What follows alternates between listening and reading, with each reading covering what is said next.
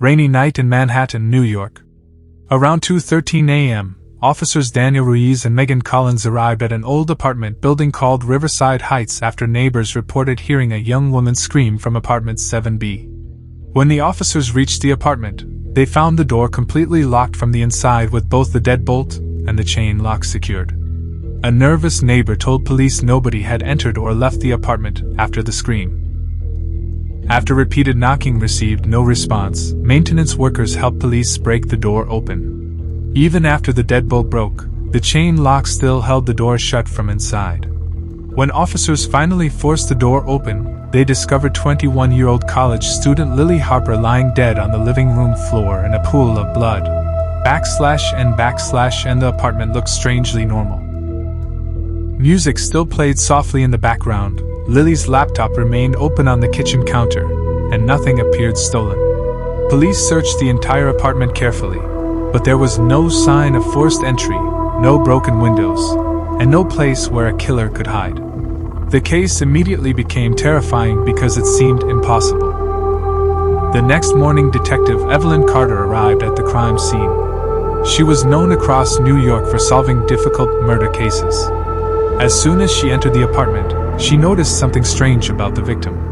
Lily's face showed surprise instead of fear, meaning she probably knew the killer and trusted whoever entered the apartment.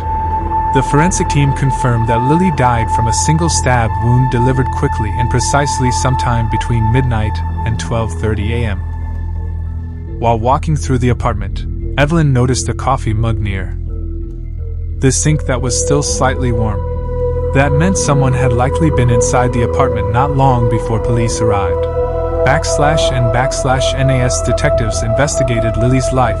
They discovered she was a journalism student who ran a small investigative blog online.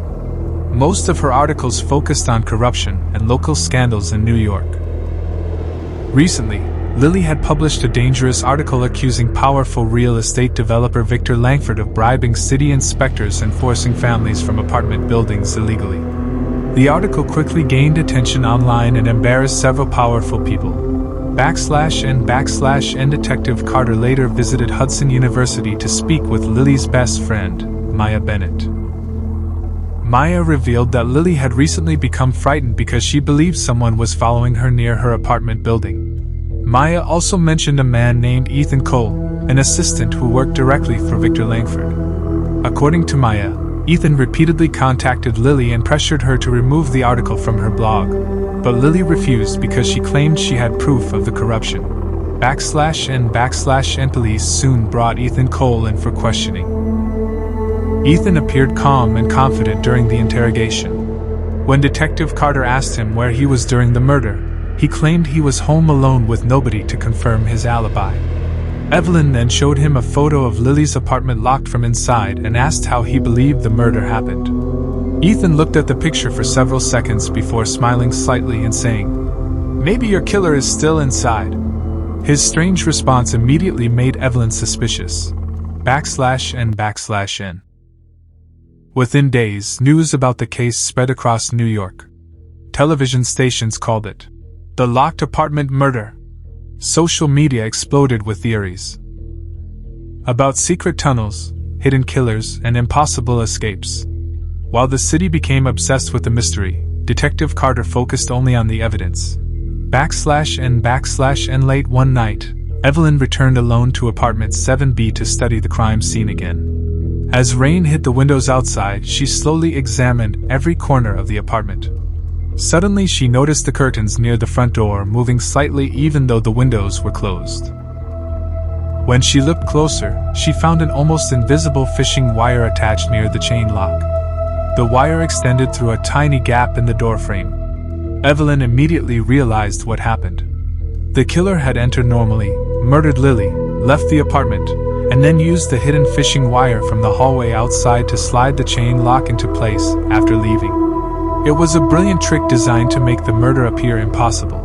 /N.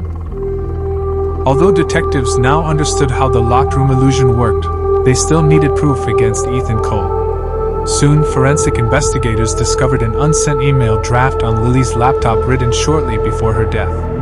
In the message, Lily warned Maya that if anything happened to her, She should check a blue locker at Grand Central Station because Ethan knew she had copied important files. /N/N police rushed to the train station and opened locker 214.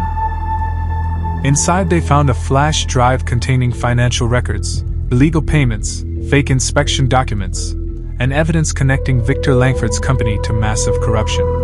The drive also contained a secret audio recording Lily had made during a meeting with Ethan Cole 2 nights before the murder. In the recording, Ethan warned Lily that dangerous people would do anything to protect their money and power. He even told her she would not remain safe in her apartment if she continued exposing the truth.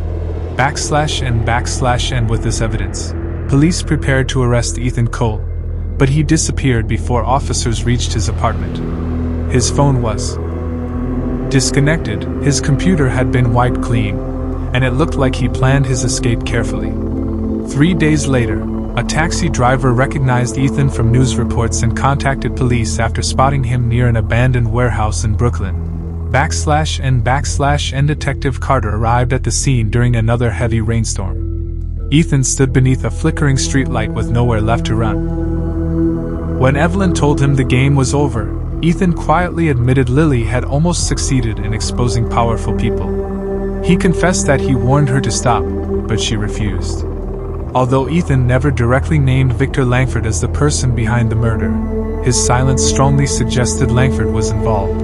/N police arrested Ethan Cole, and investigators later uncovered bank records showing secret payments between Victor Langford and offshore accounts controlled by Ethan.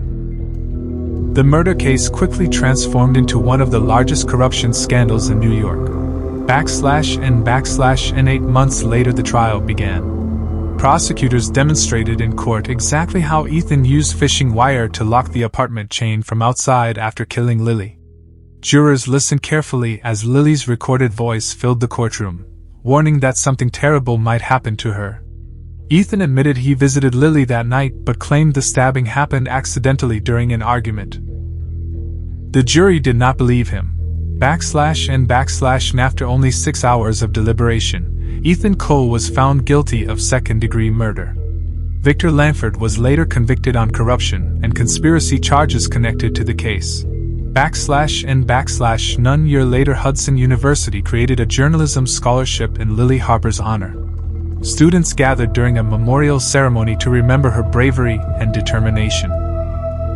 Detective Evelyn Carter attended quietly in the background, while Maya Bennett held a framed photograph of her best friend. /N even years later, people across New York still remember the locked apartment case. Tourists and true crime fans continue visiting Riverside Heights asking about the mysterious murder inside apartment 7B. Some people claim strange things still happen there during stormy nights. Others say they sometimes hear music playing softly from the empty apartment. /N but one fact remains true. A young college student uncovered dangerous secrets powerful people wanted hidden forever. And despite the locked door, the impossible mystery, and the nearly perfect crime, the truth eventually escaped from apartment 7B.